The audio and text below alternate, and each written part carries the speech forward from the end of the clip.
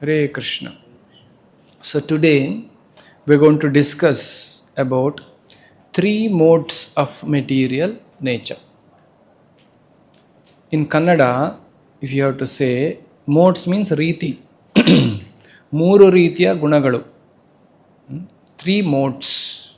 Like you say, what mode you travel? Mode of travel by air, by land, by water. So three different ways this Prakriti, the nature, is working. So very nicely explained by the Lord. So three ways Prakriti is working. There's a three modes of material nature. And as Indians and Hindus, several times we heard Sattva, Satvik, Rajsik, Tamsik, all these things. So today we'll get a clarity. What is Rajsik? What is Satvik? What is Tamsik? These are the three gunas, three modes of material nature, how Prakriti is working. You see, if you want to be happy in a country, you should know the laws of the country, is it not? Suppose you go to America and start driving your car in the left side.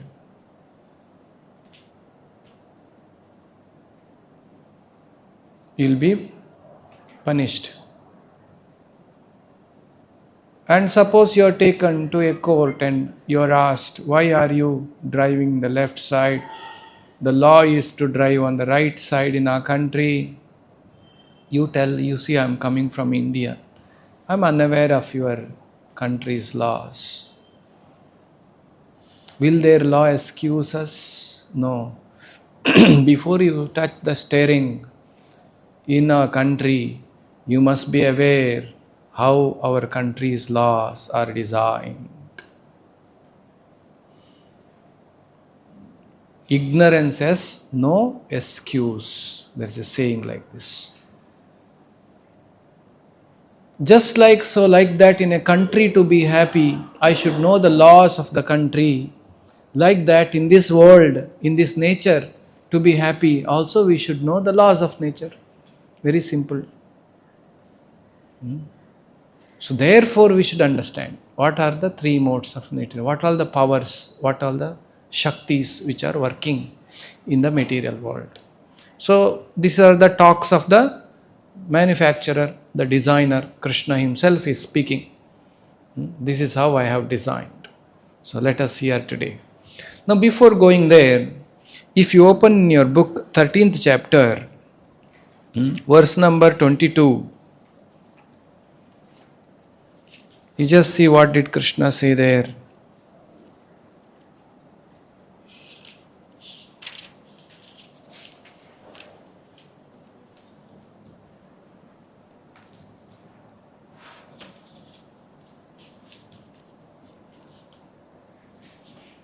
So Krishna said, you got the verse?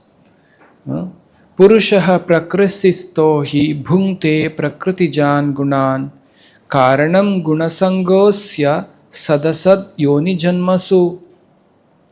The living entity in the material nature thus follows the ways of life, enjoying the three modes of nature. This is due to his association with that material nature. Thus he meets with the good or evil amongst various species. So Krishna has mentioned this in the previous chapter. Therefore, there is a 14th chapter about three modes of material nature. So one undergoes good and evil based on one's nature, what he is associating with. So that is why the 14th chapter is connected to 13th chapter. So now we are coming to 14th chapter. So now we can open your 14th chapter. So this is dedicated to our beloved spiritual master, His Divine Grace A.C. Bhakti Vedanta Swami Srila Prabhupada. We are studying from his teachings.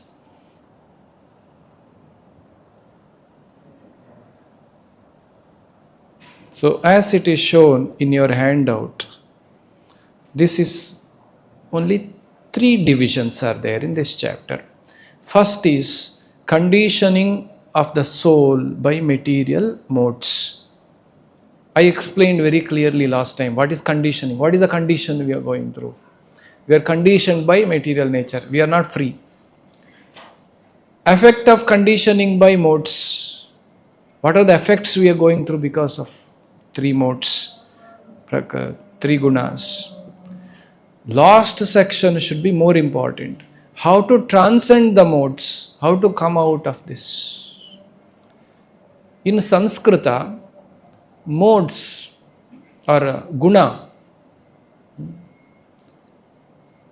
there is a meaning for guna, 3 gunas. Guna means rope. That's another meaning for guna in Sanskrit. Just like our hands and legs are tied to a rope, we are helpless. Like that, there is an invisible rope which is connected to our mouth. That's why we talk something, we do something, we take some actions and decisions. All these things are influenced or controlled by these 3 ropes, sattva, rajas, tama ropes. Those who are not practicing spiritual life, they are simply puppets. Puppets, you understand, correct? What is puppets in Kannada? Bombay Ata. Alwa? So, puppets are just controlled by the strings. Like that, we are controlled by sattva, rajas, tamas, gunas. That is why we feel helpless sometimes. There are certain trigger points. Somebody says something, we become unhappy. We are uncontrolled about it. Now these days, lot of psychological problems, like not able to sleep in the night, helpless, they want to sleep. Getting sleep has become luxury, very expensive. So there are courses, how to sleep. For us, that time course was required how not to sleep. So now we require course for how to sleep. Sleep has become very expensive. You cannot buy it by paying money. So we are controlled by these 3 modes. So we are going through certain challenges. That is why the last section is how to transcend the 3 modes is explained. If I can give you another example, if you remember in the last class I spoke about jail, a prison house. The prison house, we are conditioned. What time they will give food, we have to take. Whatever they provide the facilities, the prisoner has to take it. The prisoner cannot question why my room is small, why there is no fan, why he cannot question. Isn't it? Why there is no TV? They will tell TV is sent for repair, you wait. So, the prison, you are conditioned, a prisoner is conditioned to the conditions of the prison. Like that, we cannot question, why am I growing old? I don't want to grow old. I want to stay young. No sir, you have to grow old. No, why am I dying? I don't want to die. Why everybody is dying? Stop this. No, I cannot. Why there is rainy season like that? I don't like rains. You cannot stop. Why I am getting disease, fever, cold? I should never get this. I may wish so, but I am forced. That is called conditioning. So this, like this, we are conditioned. But what happens in a prolonged conditioning? We become familiar with it. Prolonged stay in the prison house, the prisoner gets conditioned. The prisoner feels nice life. This is okay. Prolonged 30 years, 40 years. So like that in India, many prisoners stay. So like that, when you are prolonged staying in this world, not for 30, 40 years, not for 30, 40 janmas also, millions of lives. We are staying here. And we see, oh yeah, people grow old, people die, suffering will come, some happiness. Then Yugadi day we eat little jaggery and little, what is that? Neem, isn't it? Little sweet and little bitter. Life is like this. Everything is okay. I also had gone, once I had been to hospital to see one of our devotees' father was admitted to a hospital. He was in a prolonged illness and he was in hospital. And he was already in the hospital for a month. So I went and met him and, so how are you? Swamiji, now I am fine, everything is okay, he was telling. So for me, when I was entering hospital, I was feeling very, uncomfortable. So many medicine smell and patients moving around and doctors and nurses, and sometimes some panic situations are going around. Not very comfortable place. But that person, after staying for a month, he feels everything is nice. Morning 10 o'clock on newspaper also comes there. He reads the newspaper. So he feels very comfortable. Therefore, the Guru, in English we call Guru as spiritual master. There are many masters. If you go to gym, there is a gym master. If you go to some other place, another master. But there is one master who can guide us to happiness, take us out of ignorance. He is called spiritual master. That's a Guru whom we are referring to. That is the Guru we are actually having the prayers. Guru Brahma, Guru Vishnu, Guru Devo, Maheshwaraha, Sakshat, Guru Brahma. So, from where it is coming? It is referring to the Guru who will take us out of ajnana, ignorance. Guru will wake us up. You understand, you see, you are conditioned. Somebody is going to prison house and explaining to the prisoner, do you understand? There is higher happiness. There is full of freedom. There are people loving you, waiting outside for you. Why are you stuck here? Why are you attached to the prison? Come out. So that awakening is done by Guru, the spiritual master. So last section is that, transcending the modes, becoming Gunatita. So now let us start. First section. Please chant the first verse. Om Namo Bhagavate Vasudevaya. Om Namo Bhagavate Vasudevaya. Om Namo Bhagavate Vasudevaya.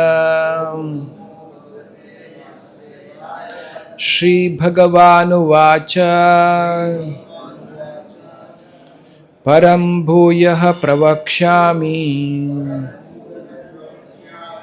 Jnananam Jnanamuttamam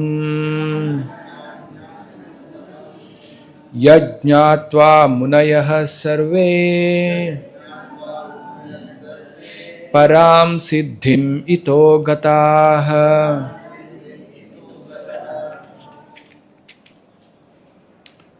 The Lord said, Krishna said, again I shall declare to you this supreme wisdom, the best of all knowledge, knowing which all sages have attained to the supreme perfection. So by knowing this, everybody has achieved perfection. I will tell you this. Please repeat, second verse. Idam jnanam upashritya Mama sadharmyam agataha. Mama sadharmyam agataha. Sargepi nopajayante pralayena vyathanti te tanti cha. By becoming fixed in this knowledge, one can attain to the transcendental nature, which is like my own nature.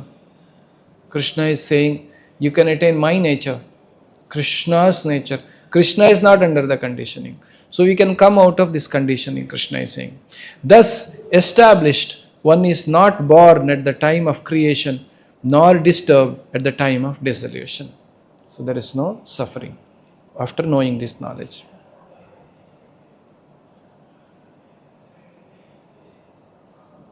So Krishna is saying, now I'll explain to you this knowledge. You need not to again undergo difficulty once you know this knowledge. Freed from all the material entanglement, freedom from birth and death. One does not lose identity as a soul actually. So one comes to the understanding of seva, bhakti. Now he says, now Krishna explains.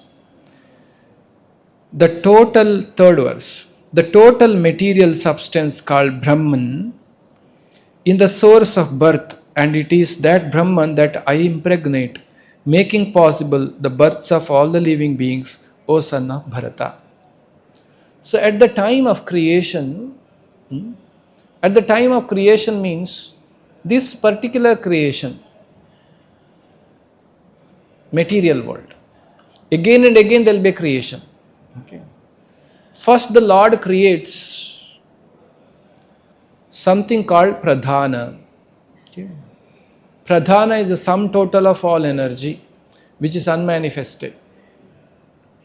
Then the Lord glances over that.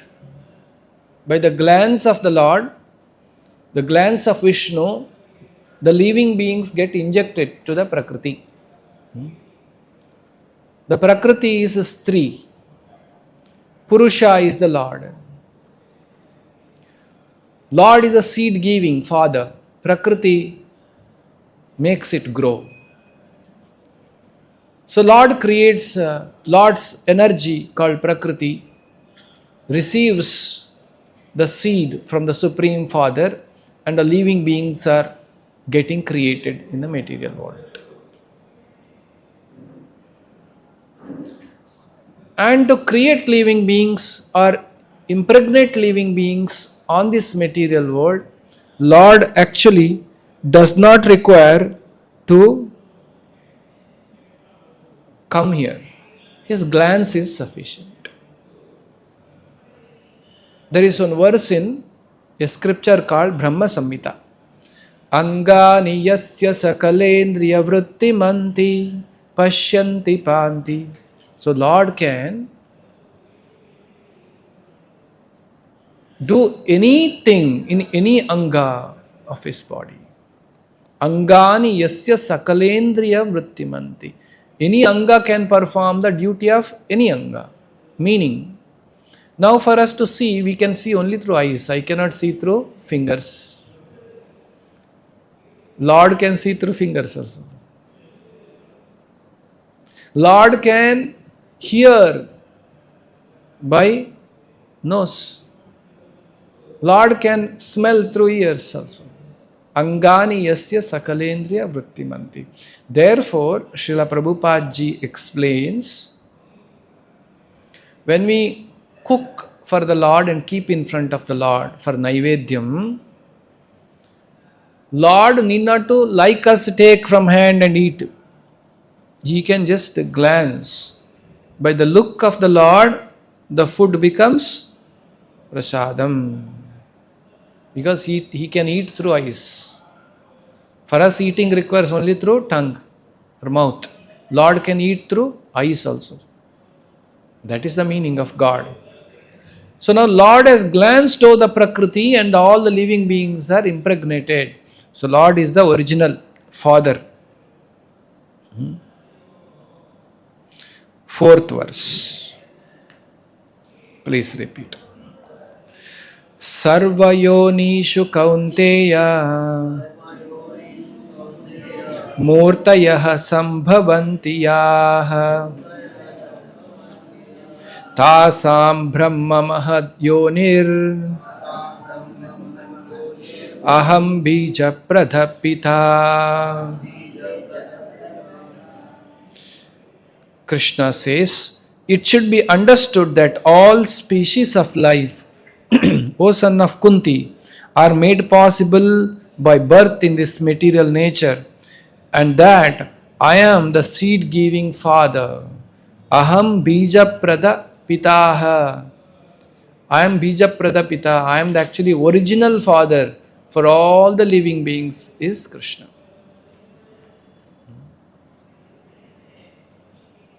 We are nimitta. All other species are nimitta matrena. They do their work, and actually the real father for all the living beings is Krishna. Therefore, though we have so many fathers and mothers in different lives, one father who is constant is Krishna throughout our life, throughout all the lives. In the purport, Srila Prabhupada gave an analogy about scorpions. Sometimes, earlier days they used to store rice in big quantity at homes, especially during British era and earlier to that. Rice is the wealth, grain. They used to store rice in the large quantities. And no pesticides and all they were using. Whenever they need to use that, they clean it and use. Because pesticide is more harmful than the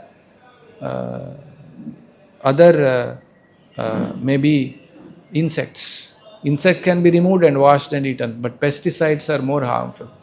So they were not using pesticides those days.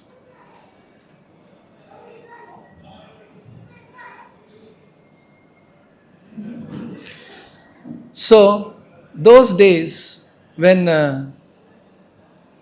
they find some ignorant people, ajnanis, when they find in the rice sometimes some scorpions, they used to think, actually rice is the one which is creating scorpions. They had a theory like this. Actually, rice is not the creator of the scorpion. The scorpion comes and lays eggs in the rice. The due course, you see in the picture, isn't it? The scorpion, white, small scorpions, it looks like rice only. So initially people thought, this is rice only, has become scorpion.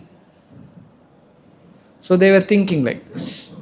So rice is not giving birth to scorpion. There's a scorpion father or mother who has come and laid egg there, then it has grown in the rice. Like that, this Prakriti in the nature is not producing the living beings. Prakriti is the supporting to produce living beings. Original producer is Lord. There is one book in Prabhupada's book in the counter. The book name is Life Comes from Life.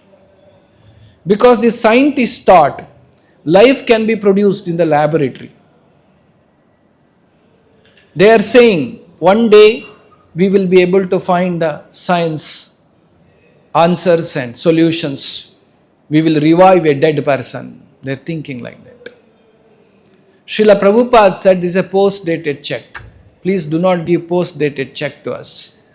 Can you revive? Okay, forget about reviving a human being who is dead. Can you at least produce a mosquito in your laboratory? We can't produce. Forget a mosquito. We can't produce rice in the laboratory. Rice has to be produced in the field. That can be processed in the factories, but factory cannot produce rice by machines. They may produce some plastic rice, but real rice can't be produced. So original seed-giving father for Prakriti is Lord. It's very important to know. This is called real knowledge of science of God. In the communist era in Russia, the communism was taking shape. They were converting people who are God-believing and God-fearing people to a believer of communism. In the Christian religion, they go to church and pray, "Oh my Father in the heaven, please give us daily bread." They actually pray to the Lord for being very thankful to the Lord for providing, and please provide my sustenance. So, this communist, after they come to power, the Russia became so poverty stricken. There is no proper food. Many people used to go to church and pray and come out. That time, Communist Party used to park a bread van outside the church. The van filled with the bread. When they come out, they call the devotee who went to church and ask, "What did you pray to your God?" The devotee says, "I prayed to God for daily bread." Then the communist volunteers will ask, "Did you get it?" They said, "No, not yet. Maybe God may provide." Then they would call here, "Come here. You see in our van there is a picture of the communist leader. You pray to him. Give us bread, he will give." They were so hungry and poverty stricken. They would say, "Please, communist leader, give us daily bread." They take one bread packet from the van and give. Now, who gave you bread? Did your God give you bread, or communist leader gave you bread? Yeah, you are correct. Communist leader gave me bread. God did not give me. It's a waste of energy going to temple and church. God did not give me anything. It's a communist leader who gave. Same thing is going on. They say, who is giving? Government is giving. Who is helping? Scientists are helping. Technology is helping. This is helping. Money is helping. All this. Where is God? So this is communist people try to convince. Srila Prabhupada commented on this and he said, foolish people, they do not have knowledge. They are not able to think from where from the grain the wheat is coming from to make this bread. Can the communist leader set up a factory to produce wheat? Wheat has to be produced by Mother Earth. By the blessings of the Lord it has to come. Then you can process it. He is not actually the provider. He is just a postman. God has sent it through him. He is a postman, deliverer. Like when you order in Zomato, a Zomato boy comes and delivers to your home a biryani. You thank him so much, you're so nice. You have helped me in the difficult times. He deserves a due credit of coming and delivering. But who sent? You ordered it. Your money has reached the restaurant, somebody cooked. He only came and delivered it. Like that, the so-called government, people, money, all these things can deliver us the things. Our karma will be delivered to us by some people. But ultimately, who is real giver? The real giver is God. That is explained here. Aham bijaprada pitha. The Lord is actually the seed-giving Father.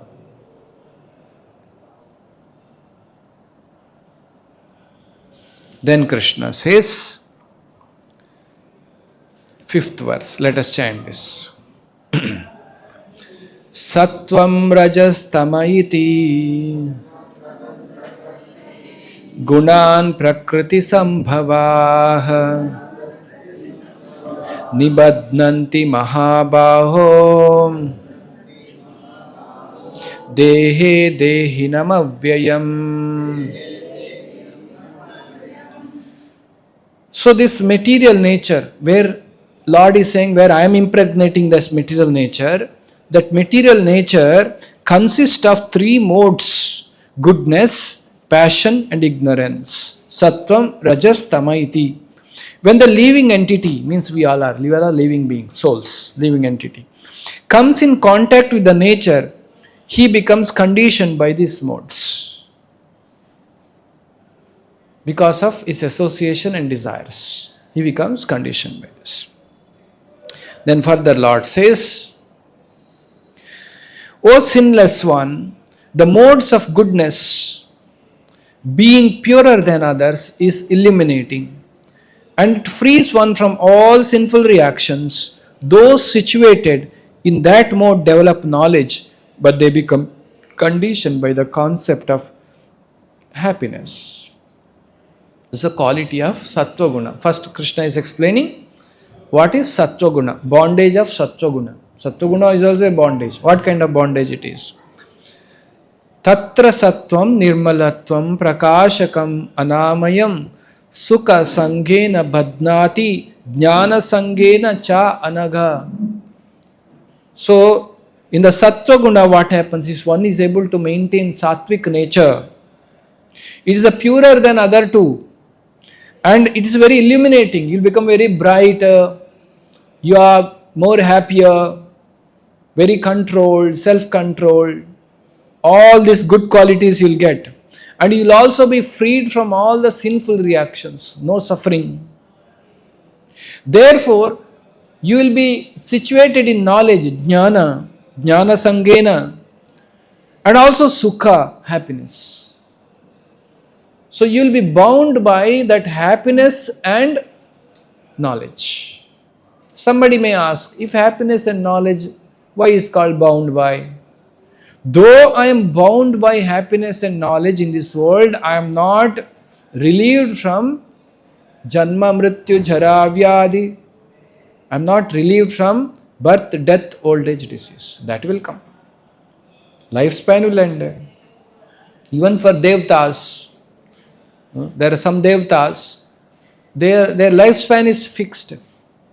When their lifespan is over, their power is over. So, that is not permanent. So, if one is conditioned to that, then he may not get real and permanent happiness in the spiritual world. Rather, he will be conditioned in the material world. So, that is why it is called conditioning. Next comes Rajoguna. Rajo ragatmakam vidhi trishna sanga samudbhavan tam nibadnati kaunteya karma sangena dehinam. The mode of passion, Rajoguna, is born of unlimited desires and longings. So what happens in the Rajoguna is full of desires and longings. I should get this, I should get this. Continuously. If I get something, I am not satisfied. I want more, I want more, I want more. Greed and looking for more and more things. That is what the Rajoguna develops in us. Because of this, one is bound by material fruitive activities. Goes on, that person works hard till the death. Acquiring and fulfilling one desire after another desire, one desire after another desire. This is the nature of Rajoguna. Untiringly working. Next, Tamoguna. Tamastu ajnana jam vidhi maha mohanam sarvadehinam pramodalasya nidhrabis tam nibadhnati bharata. What is the quality of ignorance? How is the ignorance is bound? Ignorance is like addiction. Mode of ignorance causes delusion of all the living entities. Result of the mode is madness. Madness means what I am doing, I don't know. Indolence and sleep. Always want to sleep. Alasya. Nidra, alasya. Sleep and laziness. Depression.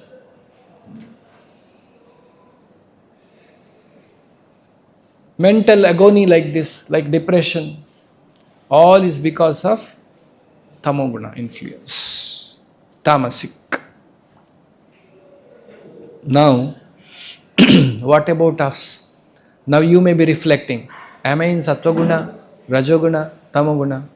Sometimes I am there in all the three also. Little. Yes, it is true. We are in the mixture of three modes of material nature. Okay. In the Kali Yuga, Sattva-guna is almost nil. We are largely influenced by Rajas and Tamogunas. Rajoguna and Tamoguna. These two are influencing us in Kali Yuga. Therefore, in the Kali Yuga, either people are working very hard or sleeping.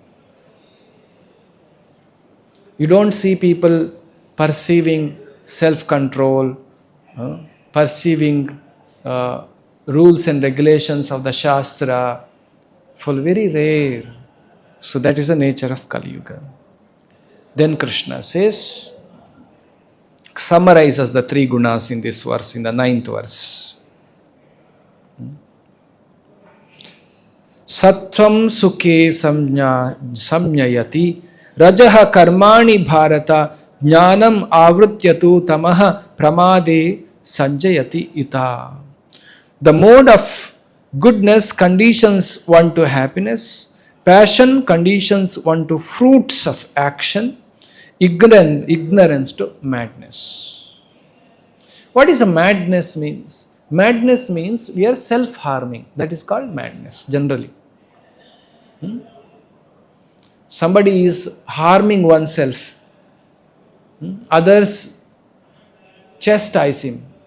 Hey, are you mad? Why are you doing this? Means you are harming yourself. So the madness is a self-destructive. So tamoguna is actually self-destructive in a nature. Person who is, somebody continuously sleeps, self-destructive, isn't it? Somebody is in depression, self-destructive. Sleeping, laziness, it's actually suffering for one's own self. That's called madness. So tamoguna brings this. So we undergo these three modes at different times, influences us at different time. It is explained now in the 10th verse. Very nicely. Very nice translation you see. Sometimes the modes of passion becomes prominent, defeating the mode of goodness, O son of Bharata. Sometimes the mode of goodness defeats the passion. At other times, mode of ignorance defeats the goodness and passion. In this way, there is always competition for supremacy. Morning time, when you get up early in the morning, mostly after proper rest, not after the previous day's drinking party sleep. Somebody who slept properly after praying to Lord in a proper mood in the night, after proper sleep when you get up, and one will experience the sattvic nature.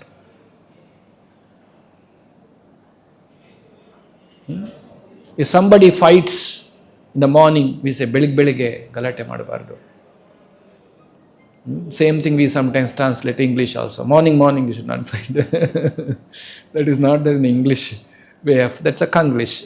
From the Kannada we speak English. So morning itself people are very disturbed. It's very rare to see because they are in the Sattva-guna. You go in the bus, public transport. In the morning people are very peace. Everybody sitting quietly. Every day applied some tilak and this thing. Everybody sitting quietly and going. Evening coming back from office in the public transport. Full of fights you'll see. Somebody is fighting with the conductor of the bus. Somebody is fighting with a fellow passenger. You see all kind of disturbance in the evening. Because as the day gradually crosses, we change our Sattva-guna to Rajoguna to Tamoguna. People become too much mad because of the association of three modes. Because they are taking the Tamoguna food, Rajoguna food, associate the people who are in the Tamoguna, getting and taking and absorbing the contents which are in Tamoguna and Rajoguna, they change themselves. When you stay in the temple from morning to evening, you'll be same because temple caters the atmosphere of Sattva-guna. So Krishna is saying, like this, sometimes that, sometimes this, our life, gunas will be keep on dominating one over another and our modes will be keep changing. That time, that person is helpless.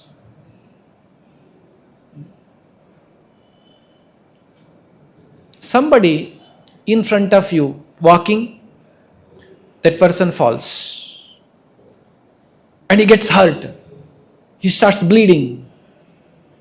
Do you become angry at him? Do you become angry or you become merciful on him?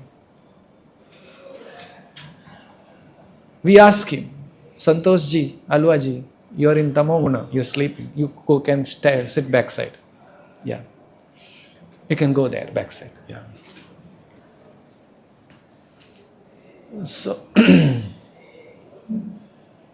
So,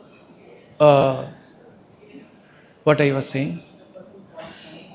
Somebody falls down, you immediately feel merciful, isn't it? Oh, Papa, you want to help that person. Because it is not his fault. By mistake, by his karma, he is suffering. You feel pity on him. Now, actually, if you get the knowledge of Bhagavad Gita, if you sink the knowledge of Bhagavad Gita to your heart properly, if anybody comes and becomes angry at you,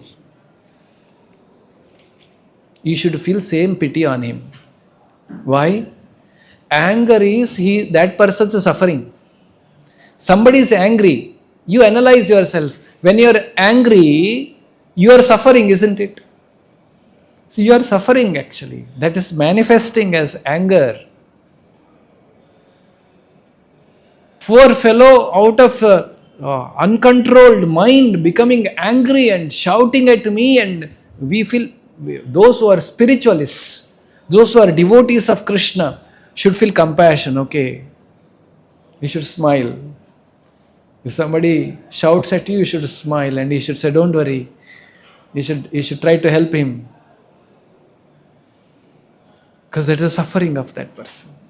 You see, the whole perspective of life is different in the spiritual perspective. Generally what happens, somebody becomes angry, I will also become angry. It is simply harming one another. He is suffering and he is cut himself, and you are cutting yourself, and you keep fighting. I am more painful and you are getting more pain, like this. So one should, if one understands these three modes, Sattva, Rajas, Tama, somebody becomes angry, we are able to analyze, he is helplessly becoming angry. He is helplessly doing this. That is why after some time, they say, I am sorry, I should have not become angry at you. Somebody who is sane, he comes to the right time and right understanding. So we as a devotees, practitioners of Bhagavad Gita, you all have studied in Bhagavad Gita, you should adopt this, you should internalize this, and you should become situated in stability of your mind, should not get disturbed with this. So, however, this is to understand how three modes are acting at different times. Now again, in the 11th to 13th, let us read. I will read the translation. It's also displayed as a table there. When the goodness increases, what happens? When passion increases, what happens? When ignorance increases, what happens? Is explained in the verse number 11, 12 and 13. Let us see 11. Now we understood the qualities. Now we say reactions. Okay. The manifestation of mode of goodness can be experienced when all the gates of the body are eliminated by knowledge. What are the gates of body? In the purport Prabhupada is written. If you have the book, you can see, isn't it? There are 9 gates of the body. 2 eyes, 2 ears, 2 nostrils, the mouth, the genitals and the anus. These are the gates of the body. What is the meaning of these gates of the body is illuminated with knowledge? Means these are the gates which anything enters inside us. We see something through eyes and we hear something through ears. The knowledge or anything has to enter, it has to enter through the gates of the body, is it not? Now, when these gates of the body is illuminated with knowledge means, I know when to open the gate, when to close the gate. I have the knowledge. Means, what I should take, what I should not take from the outside world around me. Somebody comes and speaks something which is very poisonous, which is not good for me. I am closing my gate. Somebody speaks very positive, Krishna consciousness. I open the gate. Somebody speaks negative. I close the gate. Person who do not have sattva guna, he keeps the gate open. He does not know bad things, good things, everything he takes inside and suffers. You go on the street and go on eating. Whatever shop you see, what will happen? You will fall sick. Same way, morning to evening, if I allow my senses to take anything and everything I see, I look, I watch, then my consciousness will get corrupted. Then I will suffer. So, person in sattva guna, all the gates of the body are eliminated by knowledge. He knows how to use those gates. Okay. Then, reactions, when passion increases. O Arjuna, when there is an increase in our mode of passion, what happens? The symptom of great attachment, raga, lot of attachment for things which I have. If somebody touches that, I feel very. I have a car. If my friend takes my car till it comes back, I don't get sleep. Hope he has driven properly my car. My money, my car, my home, my friend, everything of mine, I become very attached to that. That I become very disturbed if something happens to these things which I am attached. That is a raga. Then uncontrolled desires. Desires have no control. I think that if I fulfill this desire, I will be happy after that. But when I fulfill that desire, one more desire gets manifested. I have no control over the desires which I have. So that is also symptom. Hankering.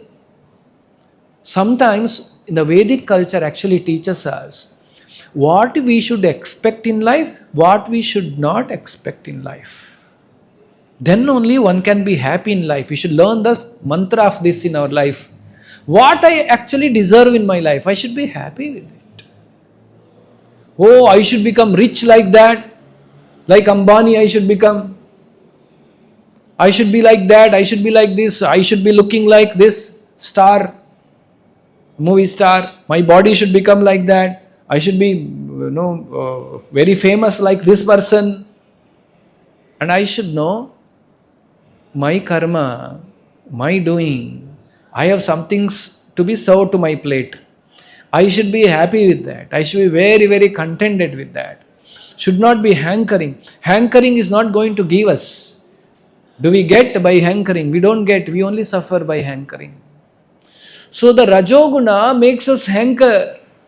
Then they give a color to that called dream. You should dream. You should dream. The outside, the mainstream world will trigger the youth. You should dream big. Dream big. If you dream big, it becomes truth, they'll say. If that is true, there should not be any auto drivers and cleaners in our country. Everybody is dreaming. One should not be driving auto. I should not be cleaning the streets. I should be rich. Dreaming does not make. Dreaming also, along with that, if karma is there, it will be. Isn't it?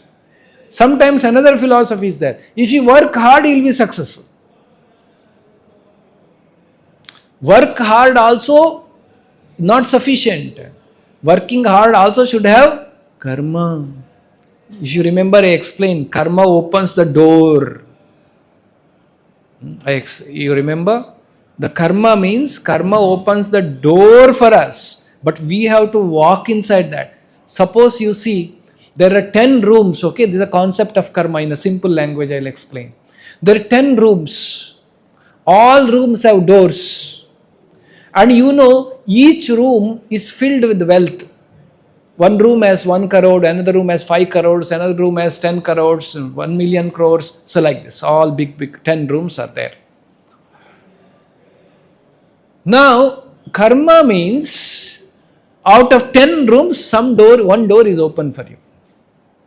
Karma has unlocked the door. Now what you should do? You should go all the 10 doors and push and see. Is it open for me? Is this open for me? Is this open for me? One door is open for you. Use it. That is for your karma.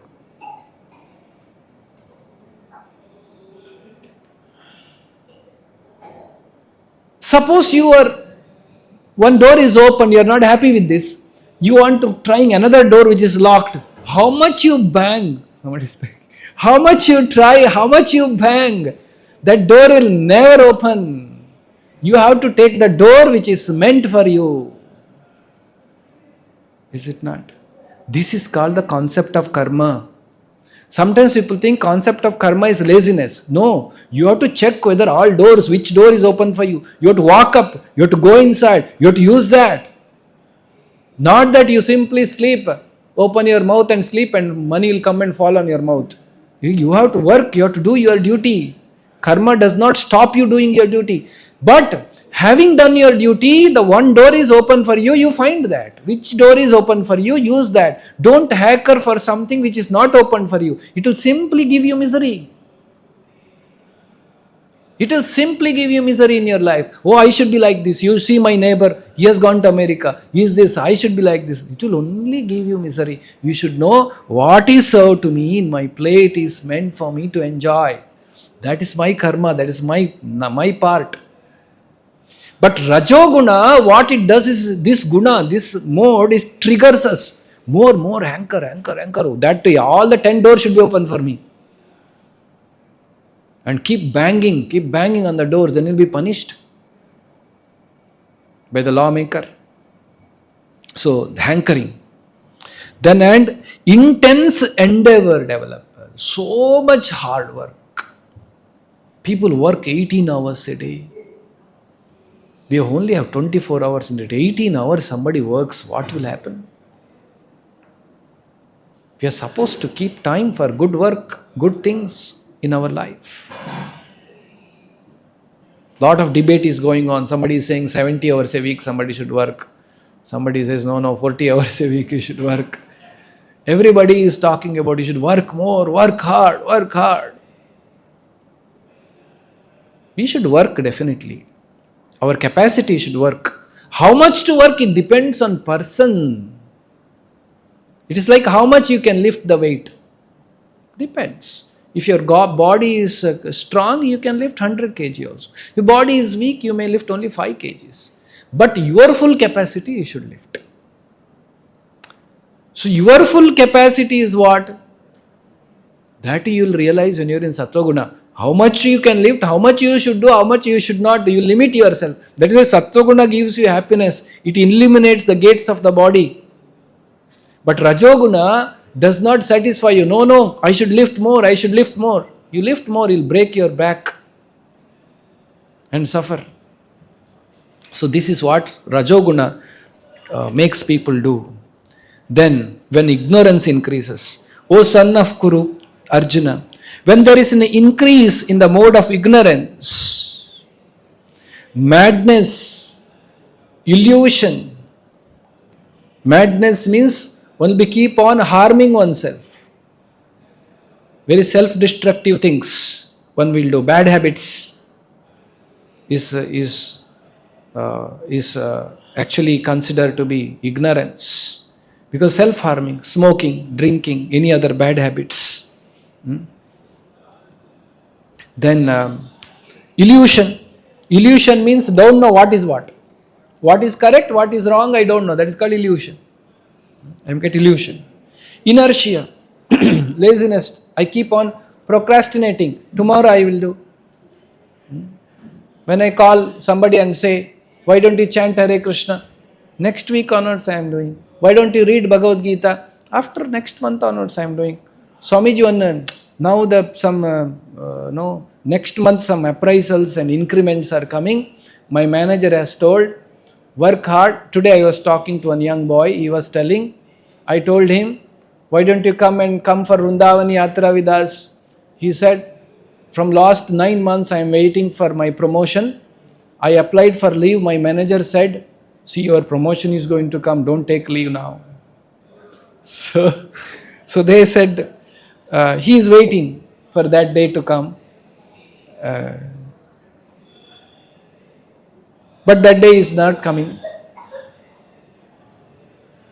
So when something is coming, he does not want to spoil himself. He is waiting. It will come.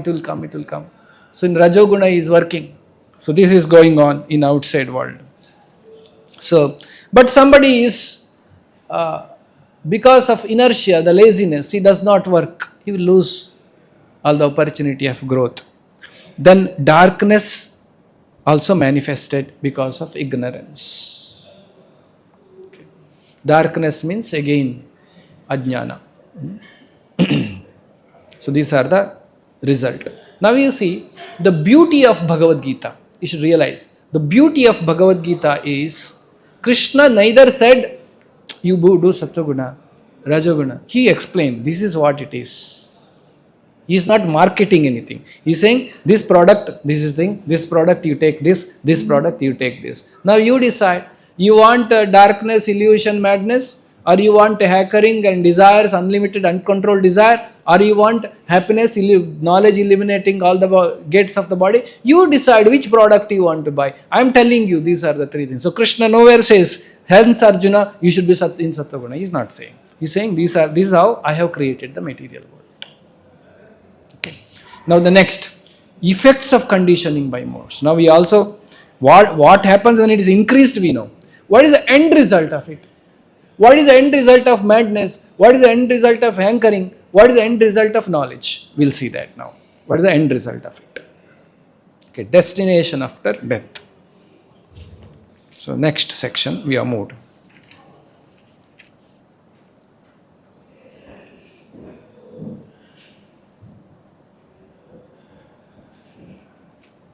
Okay, the verse number 14 and 15. It is said, when one dies in the mode of goodness, he attains pure higher planets.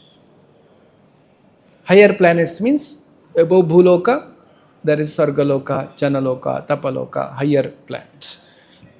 One goes to higher planets. Sattva-guna person. So the person who is in the passion, what happens to him? When one dies in the mode of passion, he takes birth among those engaged in the fruitive activities. He again takes birth. He continues his hankering, continues his desires, continues suffering. That is passion. Now what happens to a person in ignorance? He takes birth in an animal kingdom. Dog or cat, lion, or some elephant. So you will get a beautiful body of an elephant. Or a strong body like lion. So one takes birth in the like animal kingdom, one who dies in the ignorance. This is the destination of those people. Okay. Further, it is explained. Okay.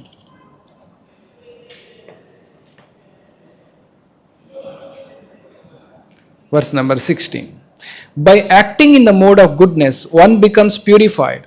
Works done in the mode of passion. So what happens in the work? Goodness, one gets purified.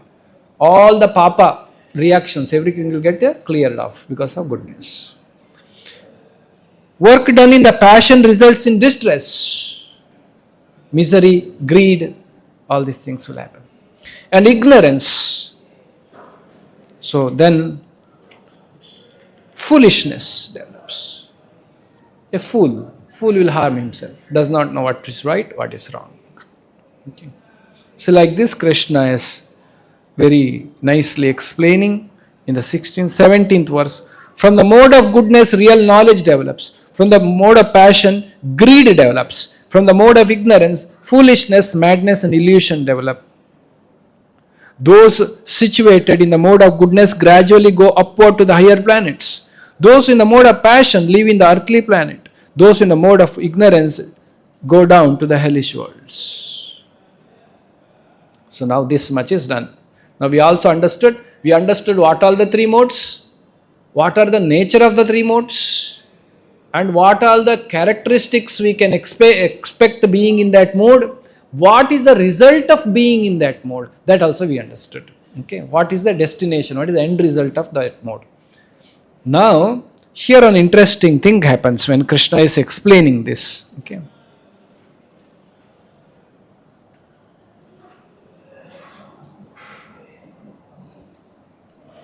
If you see in the 20th verse, okay, Krishna says, Let us chant this 20th verse, which made Arjuna to ask next question. 20th verse. Gunanetan atityatrin dehi deha samudbhavan janma mrityu jara dukkaihi vimukto amrutam.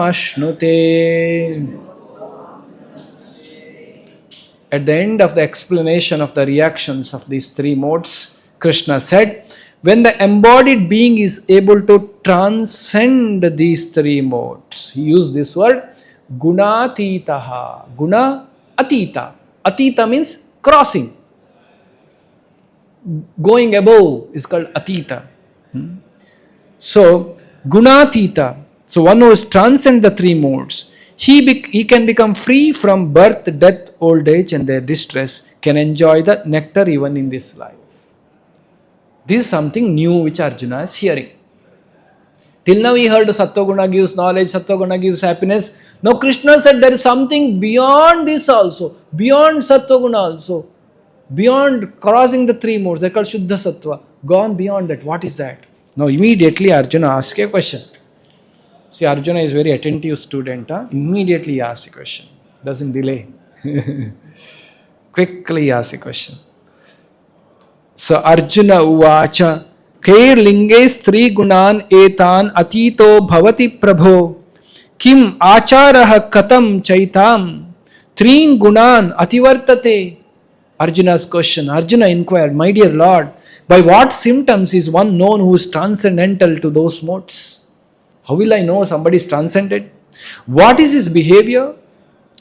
How does he transcend the three modes? How are we doing actually? No, how does it happen?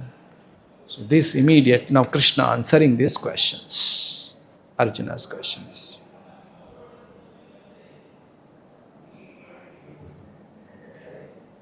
Arjuna is asking these questions, Krishna's answer. First question, first answer, symptoms of the Gunatita is verse number 21. No, not 21, 22. Okay. Where he explains, such person is free from envy and hankering, doesn't hate illumination, attachment, delusion, equipoised, knowing that modes alone active. Like I said, somebody is becoming angry, you know it's because of modes. Modes are active. When one desires neither attainments of pleasure nor escape from pain, he has transcended the three modes. He is not attached to the pleasure and pain. So that is a behavior. That's how you come to know. That's a symptom of a Gunatita. Further he explains the behavior. Okay, further in this. The details deals with equally everyone and everything. Gold or stone, friend or enemy. Some who's crossed the three modes. Because he understands these three modes are only making one friend, one enemy and all these things. He is above the three modes. Steady in all circumstances, praise and blame, honor and dishonor, pleasure and pain, desirable and undesirable, equally disposed and sees everything on an equal level. So he explained, Krishna. That's the translation. You can see these 4 verses are clubbed, 22 to 25 in your book. These are the qualities which are presented in the PPT. Now, this is for us to reflect on and understand, yes, I do not possess these qualities, isn't it? I do not see equal vision, friend and enemy. I am not equal in praise and blame. I am not equal in honor and dishonor. I am not equal in pleasure and pain. So, that means I have not crossed the three modes of material nature. I am under the grip of three gunas. We have to accept this. That is called conditioned soul. We are called Baddha Atmas, conditioned souls. We are under the influence of these three modes. So we are undergoing this kind of ups and downs in life, pain and pleasures in life. So Krishna, by explaining what is the behavior of the person who is transcended, he has given us an idea. What does it mean? So we also can reflect and understand we are not in that position. That is why Arjuna's next question was, how to attain there? How to reach there? That is more important for us, isn't it? Now that is explained in the next verse. This is the most important verse of this chapter. Verse number 26. How to attain, how to cross. Please repeat. Mam chayo vyabhicharena. Mam chayo vyabhicharena. Bhakti yogena sevate. Sagunan samatityaitan. Sagunan samatityaitan. Brahma bhuyaya kalpate. Brahma bhuyaya kalpate. Look at the translation. One who engages in full devotional service, bhakti yogena sevate, who does not fall down in any circumstances, at once transcends the modes of material nature and comes to the level of Brahman, spiritual happiness. So what is the process to cross over the material modes? Bhakti yogena sevate. One should render devotional service to Krishna. By rendering devotional service means what all the elements of devotional service given by our Guru. The Guru has given, chant Hare Krishna every day. Maha Mantra, 16 rounds. Hare Krishna, Krishna Krishna, Hare Hare, Hare Rama, Rama Rama, Hare Hare. Morning get up, take bath and chant Hare Krishna. Don't miss, don't give excuse. If you give excuse, then you will be under the grip of 3 modes. Chant Hare Krishna. Read Bhagavad Gita, scriptures. So many books are there. Bhagavad Gita, you have to read detail. You should read translation, you should read purport, you should read thoroughly, nicely. Now you understood the outline of Bhagavad Gita. Now it create you more interest to read Bhagavad Gita with knowing what it is. So like that one should read Bhagavad Gita nicely. Then what one should do? One should follow the rules and regulations, do's and don'ts. 4 regulative principles are there. No meat eating, no illicit sex, no gambling, no intoxication. Because these things are self-destructive. That should be avoided. Then associate with the people who are also like-minded like you. That's called Sat-Sangha, Sadhu Sangha, Sajjana Sangha. Don't associate with the people who are into these bad modes. Then go to Krishna's temple and render devotional service to Krishna in the association of devotees. When we continue to do this in the entire life,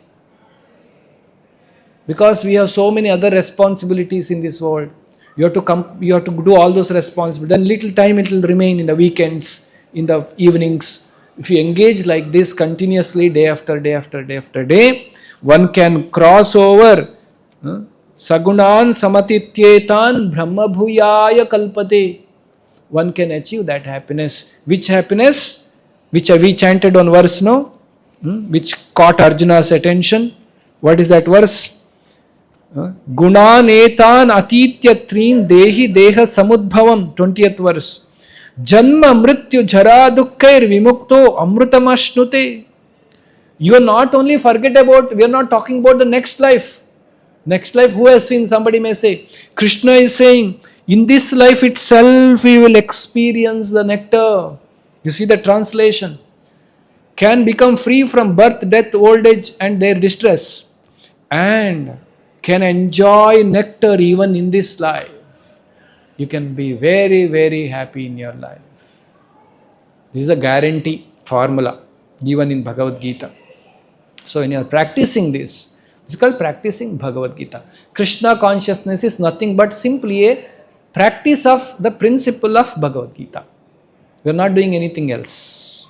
We are practicing, implementing those concepts of Bhagavad Gita in life. Knowing is not sufficient, isn't it? It doesn't help. You have to practice. Then you can come out. Then Krishna also gives, he is the source of that Brahman. It's a Brahman, he said.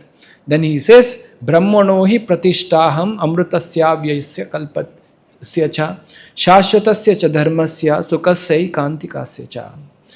And I am the basis of the impersonal Brahman, which is constitutional position of ultimate happiness, which is immortal, imperishable, eternal. You get the everlasting happiness. So very beautiful chapter, starting with the what is three modes, how it acts, what happens, what is the result, all those things.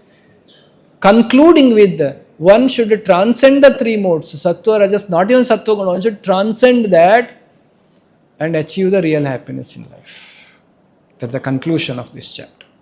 So to come to the end of this chapter, the 14th chapter. So anybody has any question? Now 4 more chapters are left to complete the course. Okay. Srimad Bhagavad Gita ki, Shri Shri Krishna Balaram ki, Shri Shri Nitai Gauranga ki, Srila Prabhupada ki. Thank you very much.